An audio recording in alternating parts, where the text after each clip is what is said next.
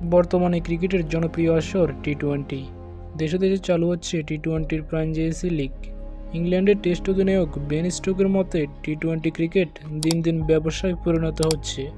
Stokes test ক্রিকেটকে ক্রিকেটের আসল চূড়া বলেই মনে করেন।